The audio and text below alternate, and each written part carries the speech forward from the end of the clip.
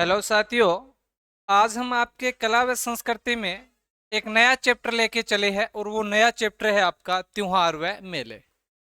राजस्थान की कला व संस्कृति में ये एक आपका ऐसा अध्याय है कि जो आपको हर अध्याय के साथ आपको जुड़ा हुआ मिलता है।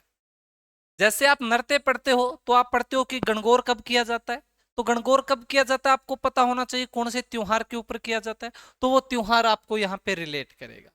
आप कोई गीत गाते हो, लोकगीत गाते हो कि ये लोकगीत उस अवसर पे गाया जाता है, ये अवसर उस त्योहार पर आता है, तो आपको पता होना चाहिए त्योहार। जब आप जनजातियां पढ़ोगे तो फिर से रिलेट करेगा आपको त्योहार। तो आपको त्योहार, जो आपका त्योहार व मेले वाला ये अध्याय है, ये आपको ध्यान पूर्वक और धैर्य पूर्वक आपको अध्ययन करना है। इसके बाद में फिर बात रही कि सर त्योहार होते क्या है। पहली बात, तो जब हम त्योहार की बात करें तो एक बात याद रखना कि किसी विशेष आयोजन पर हम जब कोई अवसर का आयोजन करते हैं तो वही आपका त्योहार कहलाता है। कोई विशेष आपका आयोजन होगा, कोई विशेष अवसर होगा और उसे हम मनाने लग जाते हैं तो वो त्योहार कहलाता है। जैसे हम जानते हैं कि दिवाली, जिसे हम आपकी दीपावली भी कहते हैं, भगवान श्री राम जब अपने 14 वर्ष के वनवास के बाद अयोध्या लौटते हैं तो वो एक विशेष उनका पल था, एक विशेष अवसर था, एक विशेष अनुयोजन था, क्योंकि 14 वर्ष के बाद में वो लौट रहे थे। तो अयोध्या वासियों के द्वारा आपके घी के दीपक जलाए जाते हैं और तभी से हम दीपावली मनाने लगे। तो वो था तो एक आपका अवसर ही ना, था तो एक आपका प्रयोजन भी कि वो 14 साल के बाद में आ रहे हैं, लेकिन फिर हम धीरे धीरे उन्हें मनाने लगे। जैसे हम होली पढ़ते हैं तो होली का वैसे तो विशेष अवसर था कि जो आपकी प्रहलाद की बुआ जी है, हिरण्याकश्यप की बहन है, वो प्रहलाद को लेके बैठती है अपनी गोद में और स्वयं जल जाती है और प्रहलाद आपके बच जाते। इसी अवसर को हमने आपके त्योहार के रूप में मनाना शुरू कर दिया। तो त्योहार का सीधा सा आप ध्यान रखो करो कि किसी विशेष अवसर के रूप में जब हम किसी चीज का आपका प्रयोजन करते हुए कोई समारोह मनाते हैं, वही आपका त्योहार का रूप ले लेते। ये आपसे कोई नहीं पूछेगा त्योहार किसको कहते। पर एक सवाल आपसे जरूर पूछ सकते हैं कि त्योहार का आधार क्या होता है। यह चीज आपको सबसे पहले पता होनी चाहिए कि त्योहार का आधार क्या है। त्योहार का आधार से क्या मतलब है सर? जब त्योहार के आधार की हम बात करते हैं तो त्योहार के आधार का आपका मतलब होता है कि हमें पता कैसे चला कि आज हमें दिवाली मनानी है, आज हमें होली मनानी है, आज हमें रामनवमी मनानी है, आज हमें तीज मनानी है, आज हमें गणगौर मनानी है। इसका हमारे पास आधार क्या है? तो जब बच्चों आधार की बात आएगी ना, तो सबसे पहले आपके सामने एक नाम आएगा कैलेंडर। क्यों सर कैलेंडर ही आधार क्यों है? कैलेंडर इसलिए आधार है, अगर आपको एक कमरे में बंद कर दिया जाए, आपको पता ही नहीं चल रहा है कि दिन कब हो रहा है, रात कब हो रहा है, तो आप क्या बताओगे कि कितनी तारीख है, कितने बजे है? ये आप नहीं निर्धारण कर सकते। ये सारा का सारा जो मामला निर्धारण होता है, ये किससे निर्धारण होता है? आपके कैलेंडर से निर्धारण होता है। तो त्योहारों का आधार क्या है? तो त्योहारों का आधार आपका कैलेंडर है। अच्छा, अब वर्तमान में हम बात करें कि कितने प्रकार के कैलेंडर प्रचलित है, तो याद रखोगे वर्तमान में मुख्यतः आपके 4 प्रकार के जो कैलेंडर है, वो 4 प्रकार के कैलेंडर आपके प्रसिद्ध है। 4 प्रकार के वो कैलेंडर कौन कौन से है? तो एक तो आप याद रखना कैलेंडर है आपका ग्रिगोरियन कैलेंडर। त्योहारों की हम बात करेंगे पर पहले इसकी पृष्ठभूमि तैयार करनी जरूर है आपकी। Gregorian calendar. दूसरा है आपका शक कैलेंडर, जिसे आप शक संवत भी कह सकते हो, शक कैलेंडर भी कह सकते हो। तीसरा है आपका विक्रमी संवत।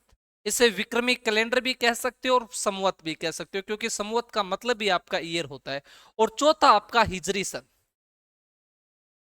हिजरी संवत।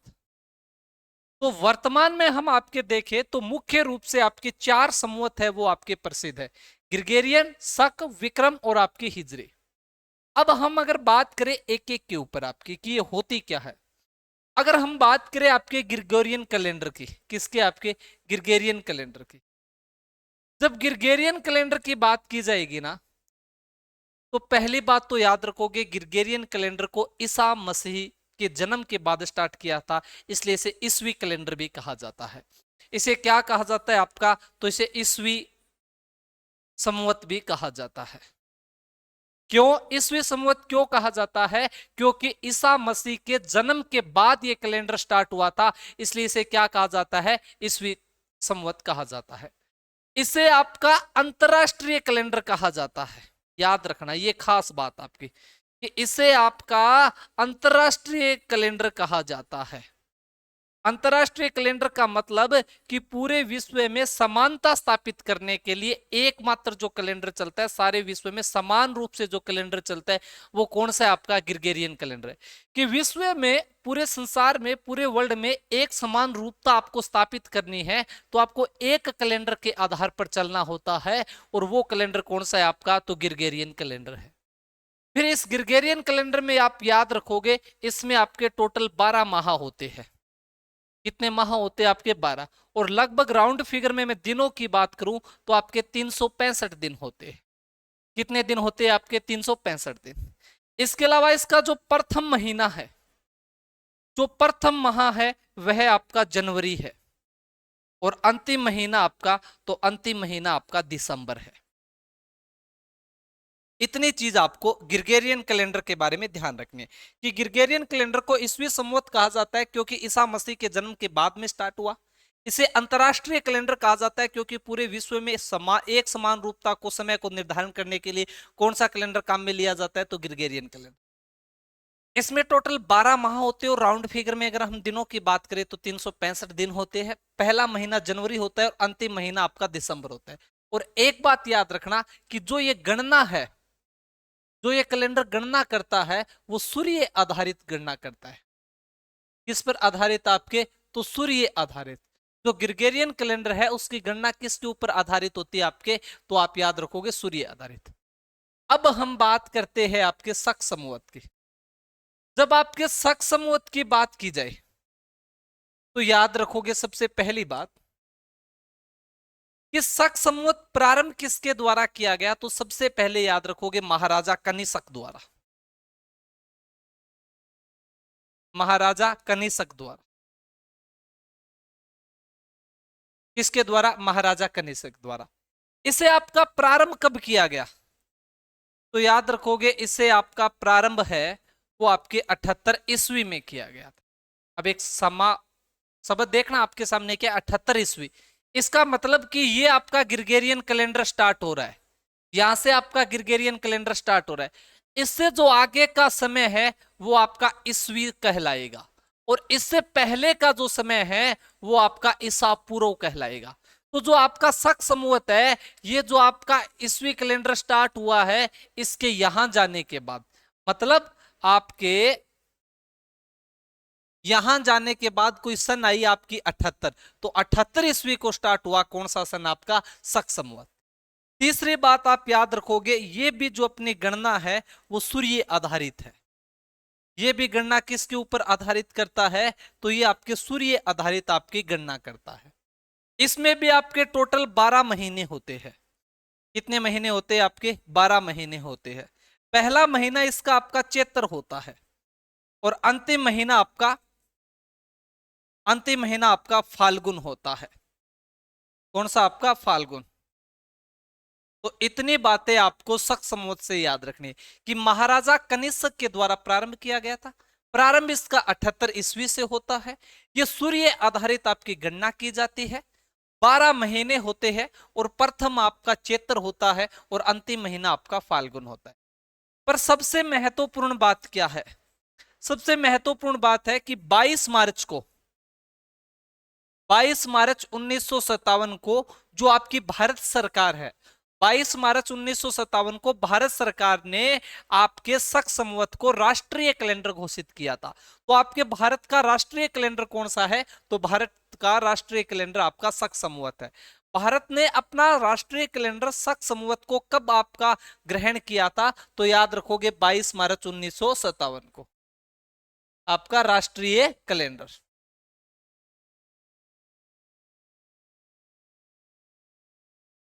दो बातें हुई। चलो अगले कैलेंडर की तरफ हम आपके चलते हैं। अब हम बात करते हैं आपके विक्रमी कैलेंडर की। ये देखो, पहली बात की विक्रमी कैलेंडर स्टार्ट किसके द्वारा किया गया? तो याद रखोगे महाराजा विक्रमादित्य। अभी इतिहासकार इस बात पे एक नहीं हो पाए कि ये कौन सा विक्रमादित्य था, क्योंकि भारत में आपके बहुत से विक्रमादित्य नामक शासक हुए, पर अभी तक आपके इतिहासकार वो एग्जिट उस विक्रमादित्य पे नहीं पहुंच पाए। पर इतना कंफर्म हो गया कि विक्रमी संवत किसी महाराजा विक्रमादित्य के द्वारा प्रारंभ किया गया था। एक याद रखना, विक्रमादित्य ने इसे आपके 57 ईसा पूर्व स्टार्ट किया था। 57 ईसा पूर्व का मतलब क्या है कि जो आपका ये ईस्वी सन स्टार्ट हो रहा है, इससे 57 साल पहले ही आपका स्टार्ट हो गया था कौन सा कैलेंडर, तो आपका विक्रमी कैलेंडर। कहने का मतलब आपके ग्रिगोरियन कैलेंडर या ईस्वी कैलेंडर से 57 साल आगे है कौन सा कैलेंडर, तो आपका विक्रमी कैलेंडर। इस विक्रमी कैलेंडर में जो गणना है वो आपकी चंद्रमा आधारित होती है। किसके ऊपर आधारित होती है आपकी, तो याद रखोगे विक्रमी कैलेंडर में जो आपकी गणना है वो चंद्रमा के ऊपर आधारित होती है। इसमें टोटल दिन कितने होते हैं, पहले मंथ कितने होते हैं, माह कितने हैं, तो याद रखोगे इसमें 12 मास होते हैं। और टोटल जो दिन है वो आपके 354 दिन होते हैं। कितने दिन होते हैं आपके, 354 दिन होते हैं। टोटल दिन 354 है, पर महीने आपके 12 है। पहला महीना है वो आपका चैत होता है, चैत, जिसे आप हिंदी भाषा में आपके चैत्र लिखते हो। और जो अंतिम महीना है वो अंतिम महीना आपका फाल्गुन चैत्र होता है। कुछ आपके पढ़ाते हुए लिखा देते हैं कि जो अंतिम महीना है वो फाल्गुन होता है, नहीं। जो आपका विक्रमी संवत है, जो विक्रमी कैलेंडर है, इसमें पहला महीना भी चैत्र होता है और साल की शुरुआत भी चैत्र से होती है और साल की समाप्ति भी आपकी चैत्र से होती है। क्योंकि 15 दिन आपके फागुन के और 15 दिन आपके चैत के, ये आपका अंतिम रूप से एक महीना होता है कौन से कैलेंडर का, तो विक्रमी संवत के कैलेंडर का। क्योंकि चैत के जो कृष्ण पक्ष के 15 दिन है, आगे मैं बताने वाला हूं, वो आपके विक्रमी संवत कैलेंडर के नए साल के अंतिम दिन होते हैं। एक बार इतना आप याद रखो। एक बात और याद रख लेना, जो त्योहार है वो त्योहार आपके इसी कैलेंडर पर आधारित है। कि भारत का आपका भारत का राष्ट्रीय कैलेंडर तो शक संवत है, पर भारत में जो त्योहार मनाए जाते हैं वो त्योहार आपके विक्रमी संवत के आधार पे या विक्रमी कैलेंडर के आधार पे मनाए जाते हैं। हिजरी संवत के बारे में याद रख लेना थोड़ी सी बात, कि एक तो आपके इसको स्टार्ट कब किया गया था, तो जब स्टार्ट की बात आएगी तो थोड़ी सी याद रखना, 16 जुलाई 622 ईस्वी को आपके हिजरी संवत स्टार्ट किया गया था। हिजरी कैलेंडर में भी याद रखना यह चंद्रमा पर आधारित गणना करता है, चंद्रमा पर आधारित, कि इसमें भी दिनों की गणना किस पे की जाती है, तो आपके चंद्रमा के ऊपर आधारित आपकी गणना की जाती है। इसके अलावा इसमें प्रथम महीना कौन सा होता है, तो प्रथम महीना होता है आपका मुहर्रम। पहला महीना कौन सा है आपका, मुहर्रम। और अंतिम महीना सॉरी बच्चों, अंतिम महीना कौन सा है, तो अंतिम महीना है आपका जिलहिज। ये त्योहारों का आपका आधार है, ये आपको थोड़े से ध्यान में आपके रहने चाहिए कि त्योहार में मेलों का अपने आधार किसको माना, तो हमने आधार आपके कैलेंडर को माना है। कि जो आपके कैलेंडर है वो वर्तमान में मुख्यतः हम 4 कैलेंडरों की बात करें, कि ग्रिगोरियन कैलेंडर, कि ईसा मसीह थे, ईसा मसीह के जन्म के बाद जो कैलेंडर स्टार्ट किया गया वो कौन सा कैलेंडर है आपका, तो ग्रिगोरियन कैलेंडर है।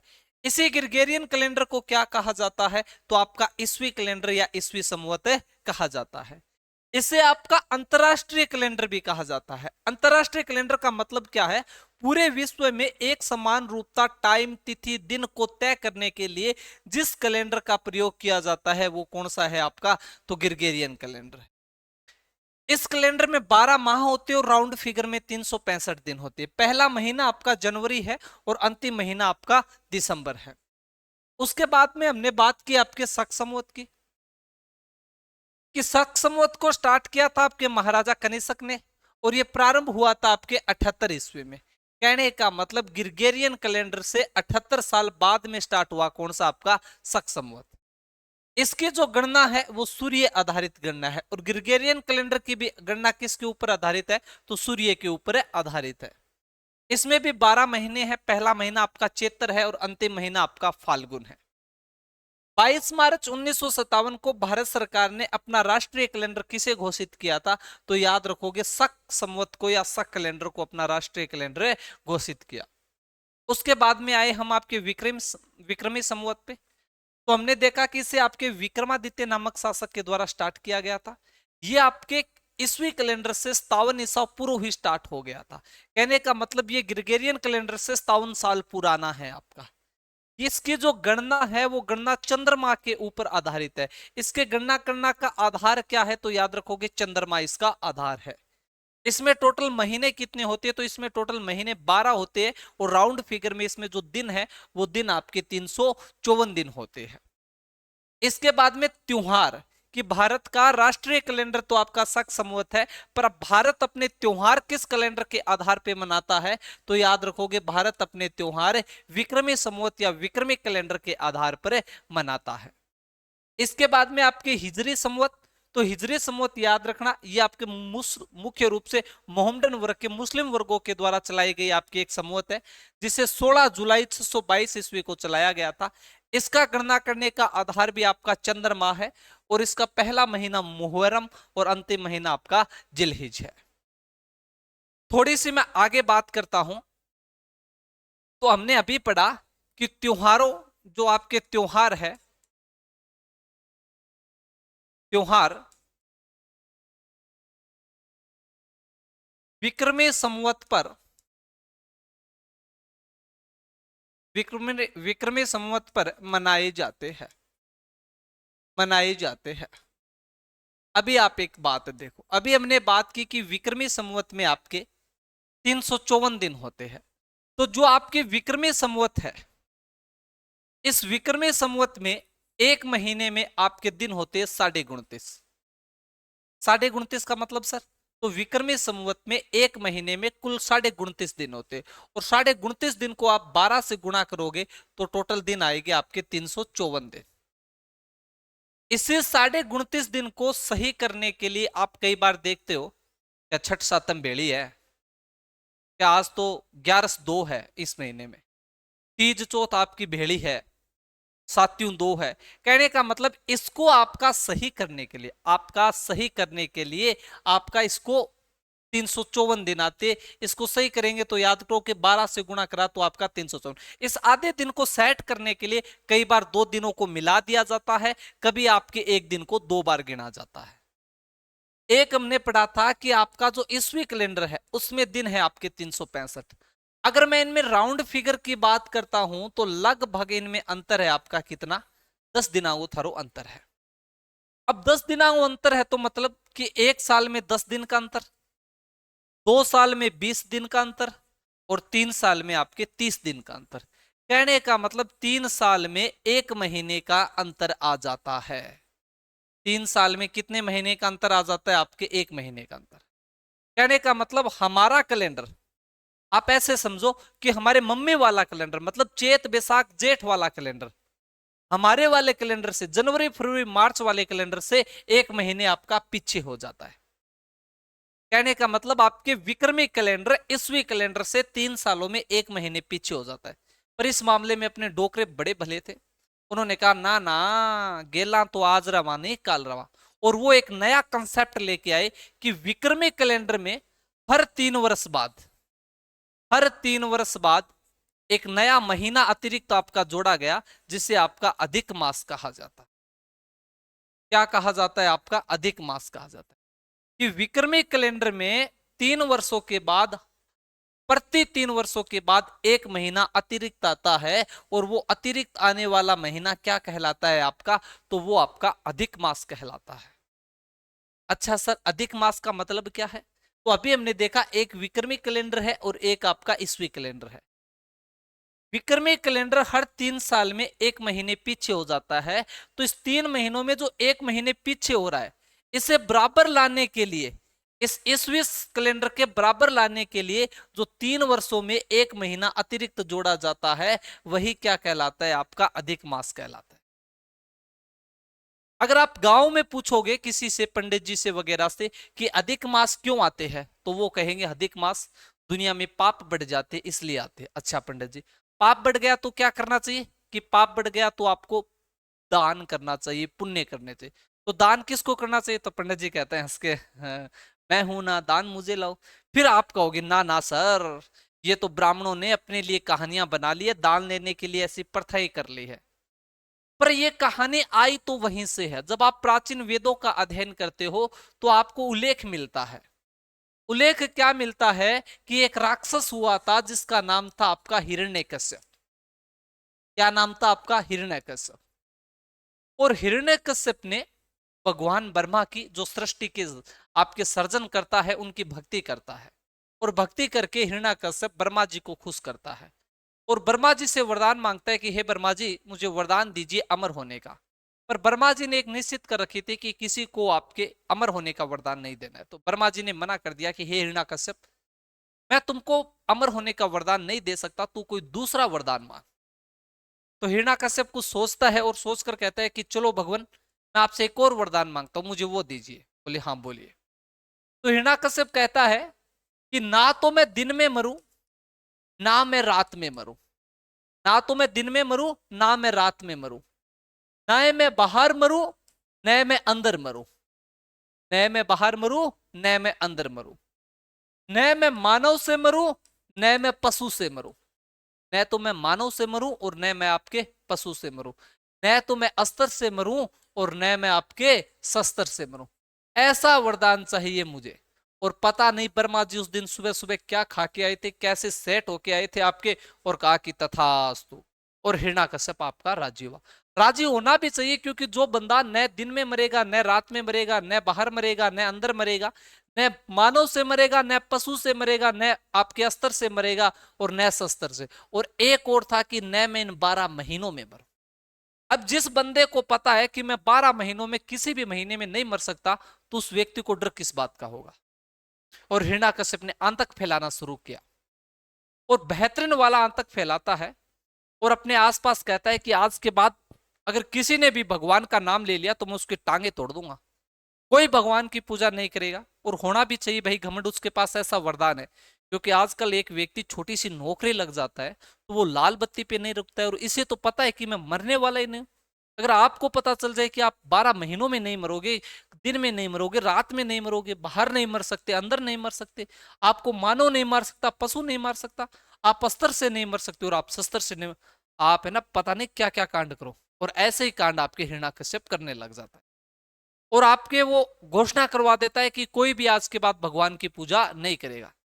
और उसी हिरण्यकश्यप के घर में एक बच्चा जन्म लेता है जिसे हम जानते हैं आपके प्रहलाद के नाम से। अब प्रहलाद सारे दिन भगवान विष्णु की पूजा करता था, नारायण नारायण रटता रहता था, और हिरण्यकश्यप परेशान हो गया। और हिरण्यकश्यप ने कहा, अरे तने मेरे ही घर जामणो हो के और के घर जाम ले यार, मैं किन्हीं भगवान को नाम कौन लेने दूं और तू मेरे घर नाम लेना रे। प्रहलाद क्यों, नो डैडी प्लीज आप ऐसा मत करो। हिरण्यकश्यप ने कहा कि तेरा भगवान मेरा बिगाड़ क्या देगा? फिर प्रहलाद कहता है कि डैडी प्लीज आप ऐसे मत।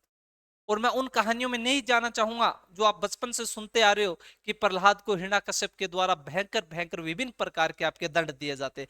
कभी होलिका आग में लेके बैठती है तो कभी उसे पहाड़ी से गिरा दिया जाता है, कभी आपके गर्म खंबे से बांध दिया जाता है, तो कभी उसे जहर दिया जाता है, और हर वक्त आपका बच जाता था कौन? आपका प्रहलाद। एक बार जब प्रहलाद को हिरण्यकश्यप दुखी कर रहा था तो वो नारायण को पुकार रहा था, तो आपके बैकुंठी के नाथ भगवान विष्णु शेष नाग पे माता लक्ष्मी के साथ सोए हुए थे। और जब वो पुकार सुनते हैं तो माता लक्ष्मी से पूछते कि ये कौन मेरी पुकार कर रहा है? तो माता लक्ष्मी ने कहा कि आपका परम भक्त प्रहलाद आपको पुकार रहा है। क्यों? क्योंकि उसके पिता हिरण्यकश्यप है, वो उसे आतंक दे रहे हैं, उन्हें आपके प्रहलाद पे आतंक ढा रहे हैं, उन्हें दुखी कर रहे हैं, उन्हें दंड दे रहे हैं। तो भगवान विष्णु ने कहा, क्या हिरण्यकश्यप को मेरा डर नहीं लगता? माता लक्ष्मी ने कहा कि आई तो सब बड़ी प्रॉब्लम है कि बिना डर तो तेरो जमाई कौन लगे। क्यों? क्योंकि उसे ब्रह्मा जी ने वरदान दिया है कि न वो दिन में मरेगा, न रात में मरेगा, न वो बाहर मरेगा, न वो अंदर मरेगा, न वो आपके मानव से मरेगा, न वो आपके पशु से मरेगा, न वो अस्त्र से मरेगा और न आपके शस्त्र से मरेगा, न वो इन 12 महीनों में मरेगा। तब भगवान उस बैकुंठी के त्रिलोकीनाथ मुस्कुराते और मुस्कुराते हुए कहते हैं कि जो सारी सृष्टि है वो मैं हूं, मुझसे बाहर कुछ नहीं है। इस बार एक नया महीना जोड़ा जाएगा, एक नए महीने का जंजाल रचा गया और उस समय भगवान विष्णु एक नए महीने की अवधारणा लेके आए और वो महीना कौन सा था आपका? अधिक मास था। भगवान विष्णु ने कहा कि ये यही तो कहा है कि मैं न दिन में मरूं न रात में मरूं, मैं इसे गोधूली वेला के समय मारूंगा। गोधूली वेला का मतलब है दिन जा रहा होता है और निशा आ रही होती है, तो आपके गोधूली वेला के समय इसे मैं आपका मारूंगा। ये कहता है कि न मैं बाहर मरूं न मैं अंदर मरूं, मैं इसे बीचों बीच डोडी पे मारूंगा, देहली पर मारूंगा। इसने कहा कि न मैं मानव से मरूं न मैं पशु से मरूं, चलो मैं इस बार नरसिंह अवतार लेता हूं, आधा पशु और आधा आपका मानव का रूप लेता हूं।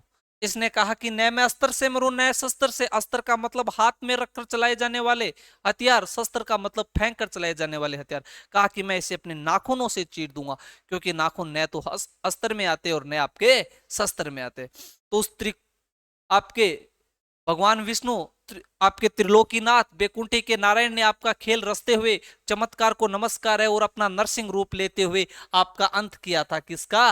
हिरण्याकश्यप का। तो ये कंसेप्ट कहीं ना कहीं आया तो आपके पाप पुण्य से है, पर अब हम इसे किसी रूप में ले गए हैं। पर याद रखना, आप तो इस पूरी कहानी का मैंने आपको समझा दिया, पर आप इतना याद रखना कि अधिक मास का मतलब क्या है।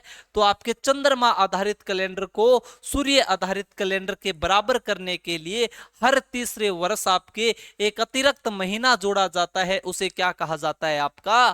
तो अधिक मास कहा जाता है।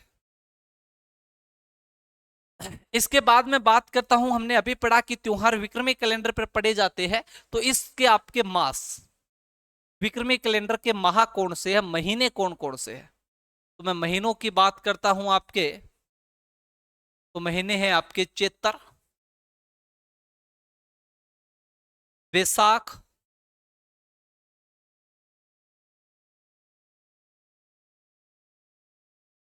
ज्येष्ठ, आषाढ़, चैत्र वैशाख ज्येष्ठ आषाढ़, श्रावण और आपका भाद्रपद। चैत्र वैशाख ज्येष्ठ आषाढ़ श्रावण और आपका भाद्रपद।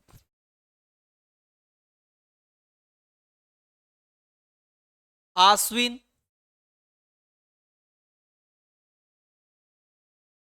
कार्तिक,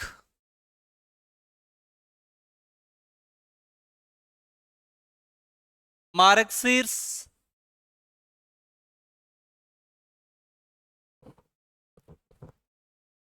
पौष, माह और आपका फाल्गुन। ये आपके विक्रमी संवत के 12 महीने हैं। पर जब मैं इन्हें आपका चैत्र वैशाख ज्येष्ठ आषाढ़ श्रावण भाद्रपद आश्विन कार्तिक मार्गशीर्ष पौष माह फाल्गुन ये बोलता हूं, तो अपने अंदर से वो फील नहीं आती है संस्कृति वाले, क्योंकि इस कल्चर को पढ़ाना है और वो भी आपके विदेशी भाषा में पढ़ाया जाए ना भाई ना, ये आपका सेट नहीं बैठता है मामला। हम तो इसको जब ऐसे पढ़े ना आपका कि चेत बैसाख जेठ साढ़ सावन भादवो आसोज काती मिंगसर पो माप फागण, इस चैत्र को कौन बोलता है? आपने कभी घर पे सुना है? हमारी मम्मियां इसे चैत्र बोलते हैं ना भाई, चेत आ गयो, क्या आ गयो? चेत। इसने आपको कभी सुना है ज्येष्ठ? ना ना, मम्मी सीधो कहे जेठ लाग गयो, जेठ में लू बहुत पड़े तावड़ो लाग जाओ। आषाढ़ नहीं नहीं, आपा तो साठ बोला, साढ़ साढ़ साढ़। भाद्रपद, अरे नहीं, हम हमारी भाषा में बोलते हैं बादुआ। कि रे सबसे ज्यादा त्योहार किस महीने में आवे? कह रहे बादुए मावे बादुओ, कि सावन बादुओ आ गयो, कि बारिश को मौसम आ गयो। आश्विन, ना ना साहब, आसोज, आसोज। कार्तिक, अरे कभी नहीं बोलती है मम्मियां हमारी कार्तिक, मम्मी क्या बोले? काती आ गई और दिवाली आ गई। मार्गशीर्ष, ये तो आपने सुना ही नहीं होगा, आपने मिंगसर है वो, मिंगसर मिंगसर। पोष माह फाल्गुन ना, पो माह फागण। कहने का मतलब, अब तुम कहोगे कि सर प्रवीण आप तो ठेठ देसी हो, गांव के लोग हो, ये शहर वाले बच्चे ये कभी नाम ही नहीं सुना। चेत बैसाख जेठ साढ़ सावन भादो आपका आसोज का तेमिंग सर पो मा फागण।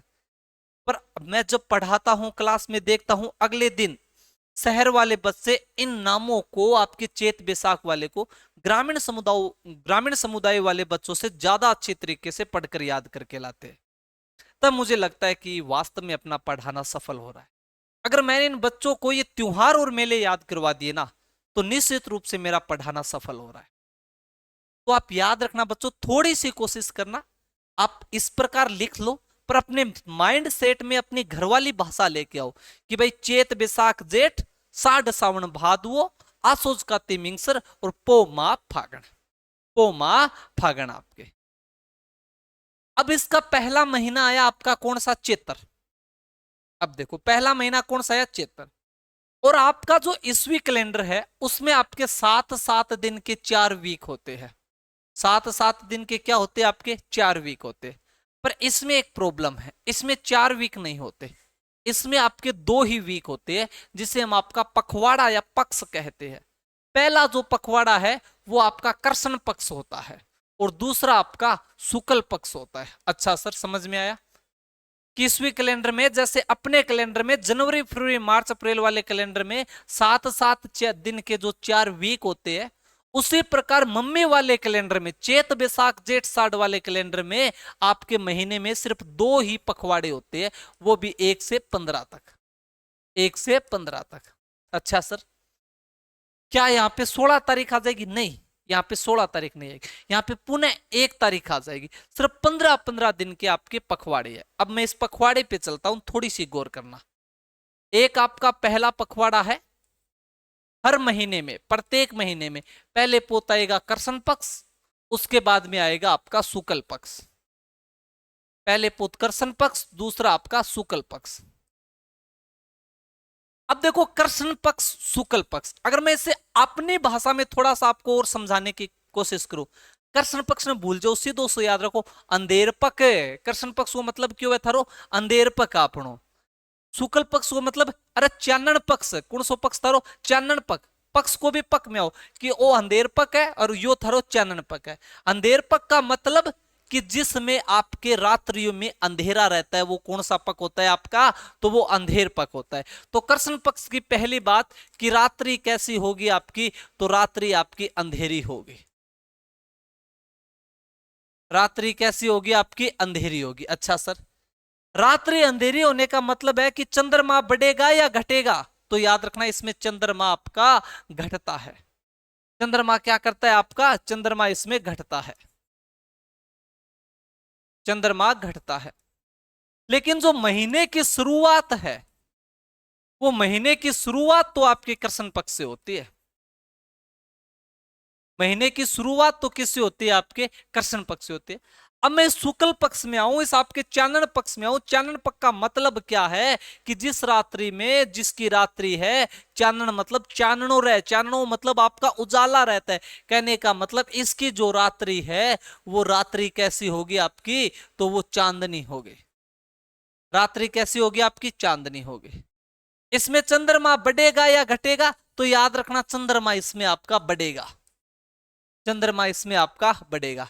और इस पक्ष से क्या होगी आपके, तो महीने की समाप्ति होगी, महीने की समाप्ति होगी। अभी हमने बात की कि प्रत्येक पखवाड़े में 15 दिन होते हैं, तो आपकी 1 से लेके 15 मतलब एकम से लेके 15। जो 15वां वाला दिन है ना, वो कृष्ण पक्ष का मतलब आपके अंधेर पक्ष का अमावस्या कहलाता है।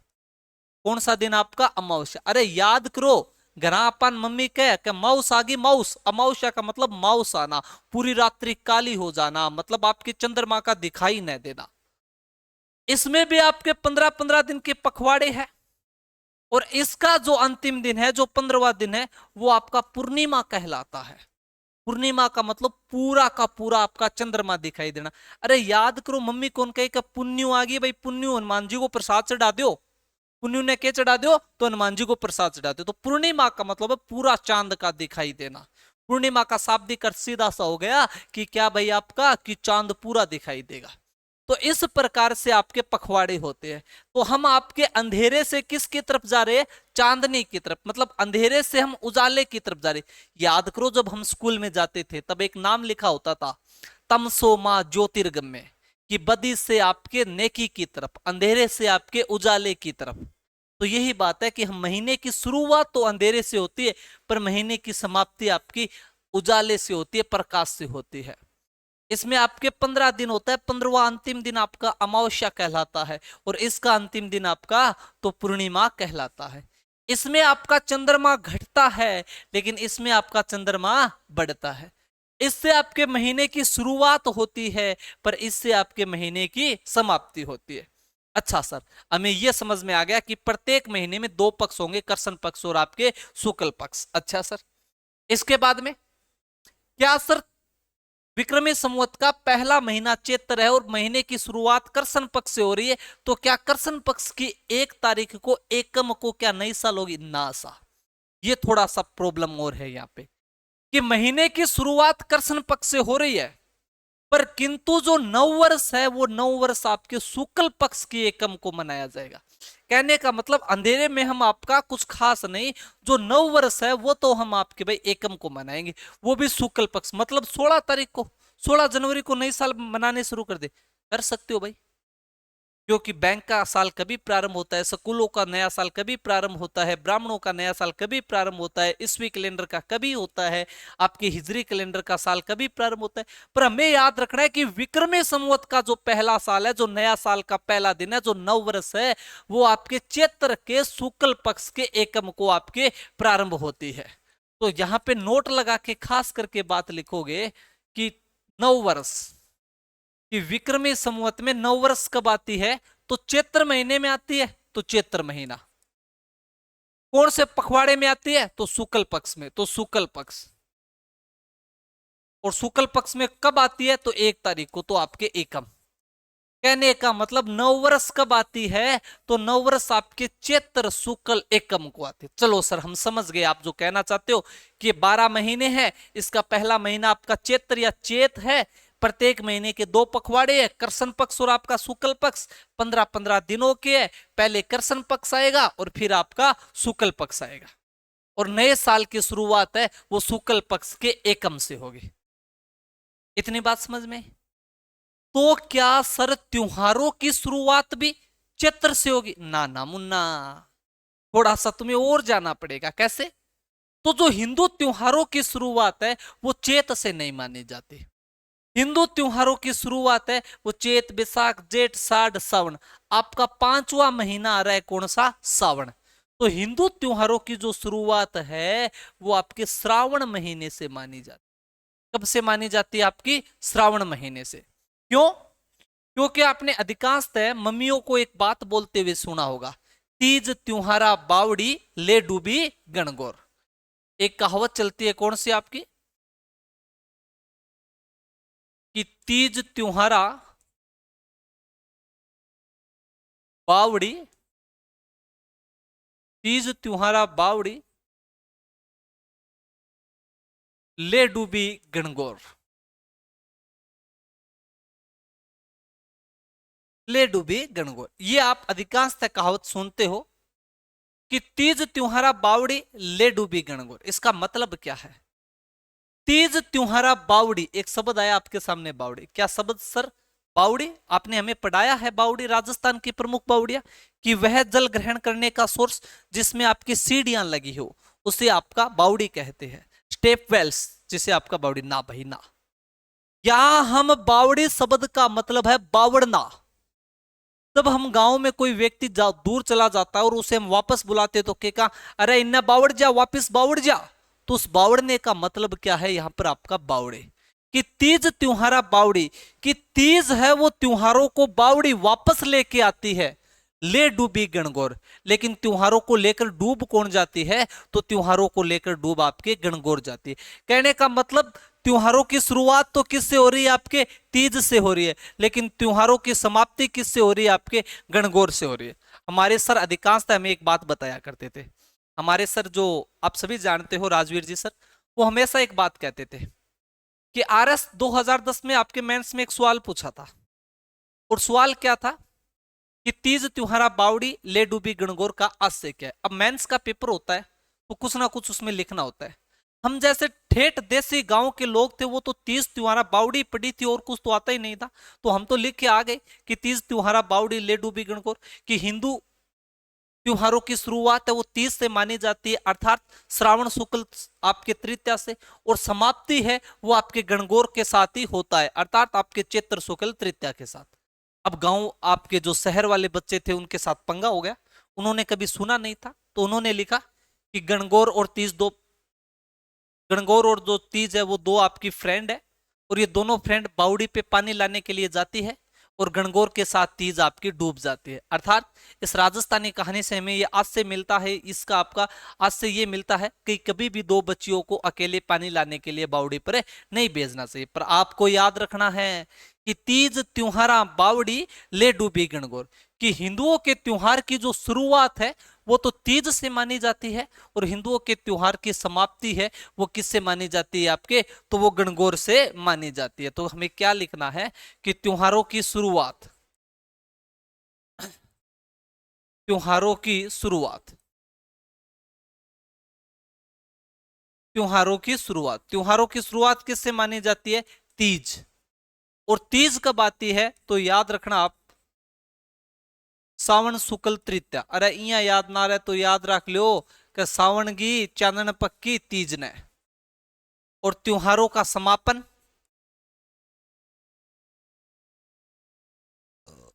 त्योहारों का समापन, और त्योहारों का समापन कब है, तो त्योहारों का समापन आपके गणगौर से, इससे आपके गणगौर से। और गणगौर कब आती है तो आपके चैत्र शुक्ल तृतीया को, चैत्र शुक्ल तृतीया को। तो ये दो बातें भी आप खास करके याद रखोगे कि आपके त्योहारों की शुरुआत है वो तो तीज से मानी गई है, और त्योहारों का समापन है वो आपके गणगौर से माना गया है। तीज कब आती है तो श्रावण शुक्ल तृतीया को आती है, और आपके गणगौर कब आती है तो आपके चैत्र शुक्ल तृतीया को आती है। अब हम आपके पहले त्योहार लेके चलेंगे, तो आपका सबसे पहले हम बात करें तो श्रावण मास के त्योहार, श्रावण मास के त्योहार। अब हम प्रत्येक आपके महीने वाइज त्योहारों के बारे में अध्ययन करने वाले हैं। तो धन्यवाद साथियों, जय हिंद जय भारत। आज हमने कुछ आपकी त्योहारों की बेसिक बातों को समझना का जरूरी समझा, उनके बारे में हमने आपका अध्ययन किया कि सबसे पहले आपको जब भी त्योहार पढ़ो तो सबसे पहले आपको कैलेंडर के बारे में पता होना चाहिए। कैलेंडर के बाद में आपको ये जो 29.5 वाला जो आपके एक महीना अतिरिक्त जुड़ता है जिसे आप अधिक मास कहते हो, थोड़ा सा इसको आपके ध्यान में रहना चाहिए। इसके बाद में इन महीनों के आपको नाम भी याद रखना है कि चेत बैसाख जेठ साढ़ सावन भादुओ आसोज कार्तिक मिंगसर पो माह फागण। इसके बाद में नववर्ष कब आता है वो हमने पूरा आपका समझ लिया। नववर्ष के बाद में कृष्ण पक्ष और शुक्ल पक्ष क्या होते हैं, तो आपके जो महीने के दो पखवाड़े होते हैं उनके बारे में अध्ययन किया आपका। इसके बाद में हमने तीज त्योहारा बावड़ी ले डूबी गणगौर कि आपके त्योहारों की शुरुआत कब होती है और त्योहारों की समाप्ति कब होती है उसके बारे में अध्ययन किया। और कल से आपका प्रत्येक मास के प्रत्येक त्योहार के बारे में चर्चा करेंगे। अगर इसी के साथ धन्यवाद साथियों, जय हिंद जय भारत।